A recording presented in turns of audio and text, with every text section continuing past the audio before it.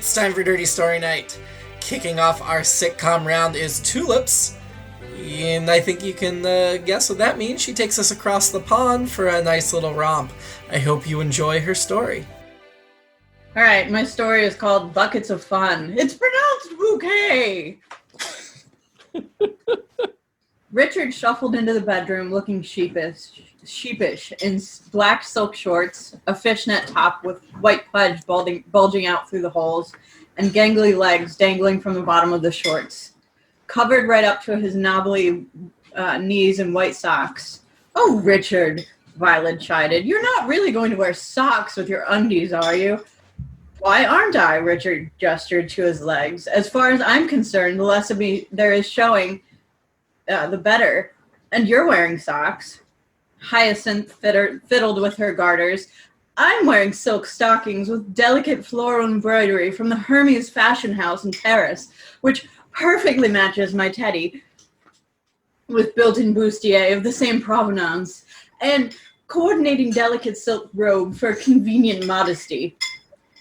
Wearing traditional white cotton blend everyday socks during intimacy just seems so terribly common." My mistake, dear," Richard said, sitting on the corner of the bed, bending to peel off the offending articles of clothing. "Oh, don't just leave them on the floor," scolded Violet. "Oh, sorry," Hyacinth scolded subtly. "Yes, dear," said Richard, limping over to drop them in the laundry basket.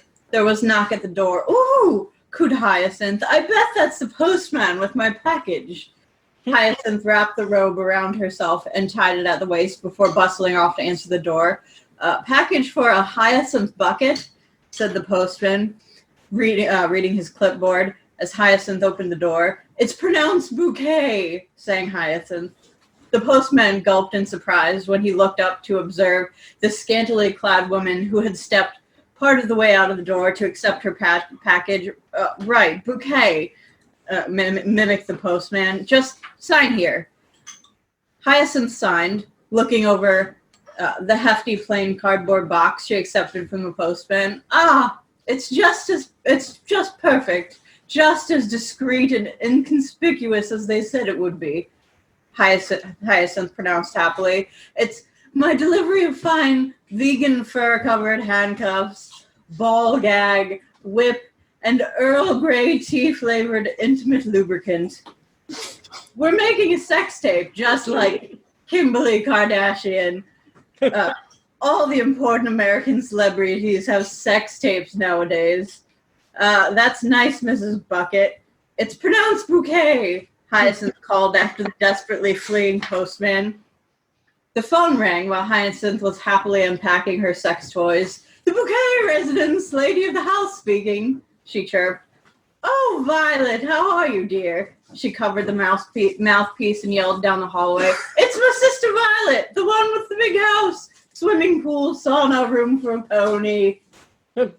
She returned to the phone call. "Oh, did you? Has it really?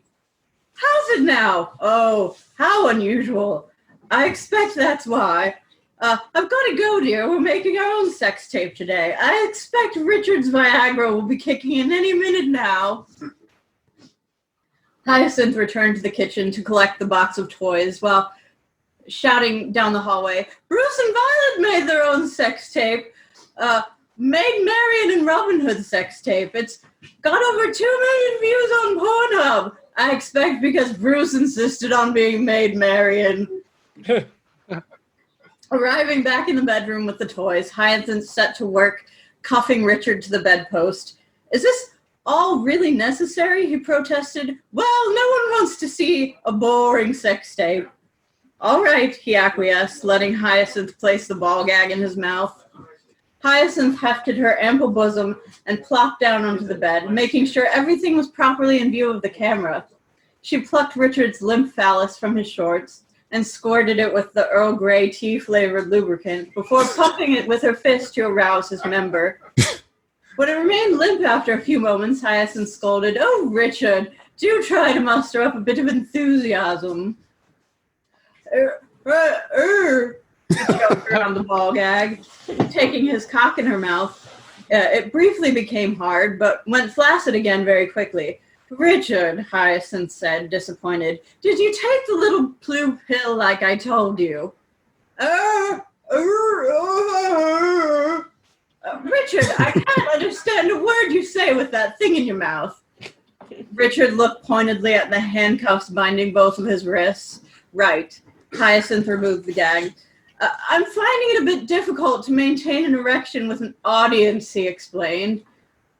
Oh, Elizabeth, please do try to stop shaking our very expensive top-of-the-line digital video recorder that Richard got as an early retirement present. I know you're all thumbs, but it really is it's really a very sturdy piece of equipment. There's no need to be nervous.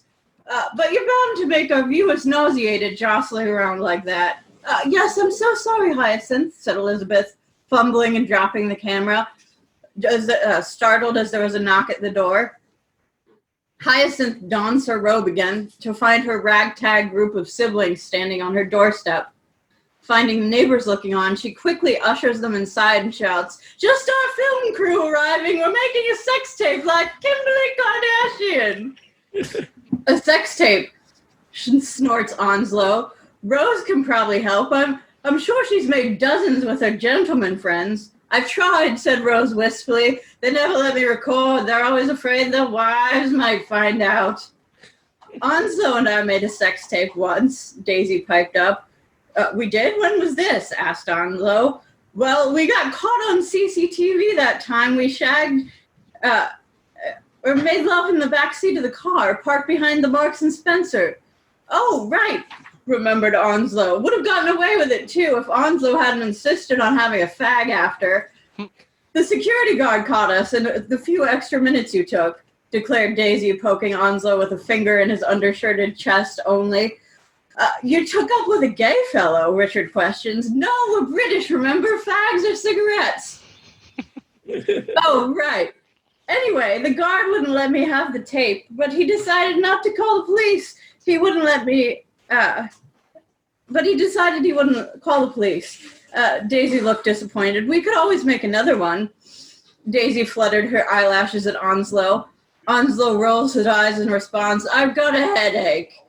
I've got a headache, too, declared Richard in a eureka moment. Let's say we abandon this whole exercise and go down to the pub for a beer. That sounds like a lovely idea, said Elizabeth, carefully placing the camera on the dresser.